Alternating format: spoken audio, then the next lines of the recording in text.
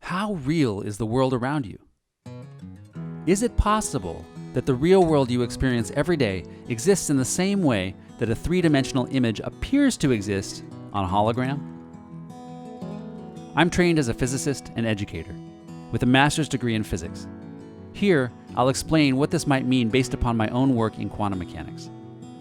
If we live in a hologram, the world may be less like a lifeless stage and more like a responsive, choose-your-own-adventure video game. Rather than worrying about losing or winning, the art of making choices becomes about up-leveling your skills to meet the next level of challenge. To understand what I mean, let's first talk about what a hologram is. A normal photograph captures a faithful, one-to-one representation of an object. When you look at it, you see each color on the film just where you would see it on the object. If you tilt the film, the image stays glued to its surface. But you can't just shine light on your retina and expect to see something. Everything would wash out. You have a lens in your eye for just this reason. The lens decodes the light entering your eye into a discernible image.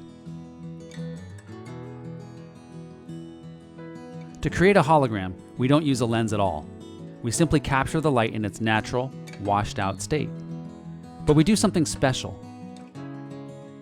We bounce a single color of light off the model of the city, and we mix it with a pure version of that same light from a mirror.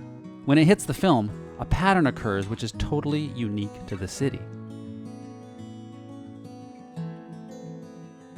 When you look directly at a hologram, all you see are complicated interference patterns. What you see bears no resemblance to the image that is encoded into the interference patterns. Yet when you shine a laser through a hologram, an image suddenly appears as if it's floating behind the film. The image appears extremely realistic. You can view it from many angles. In a photograph, you could say the image is stuck to the film. In a hologram, this isn't true. The image shifts over the film as you change your perspective.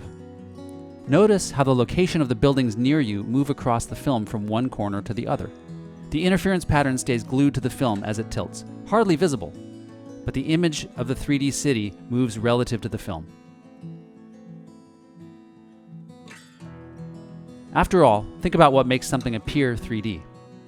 If you move your head, the scene you're looking at shifts in a strange way. This is called parallax. You understand the scene as three-dimensional because some parts of it move differently from other parts. The taller building appears closer simply because its pixels move faster. All that is changing is the relative positions of pixels on your retina. But you understand this to mean that you're looking at a 3D scene. Now, a hologram doesn't use a lens.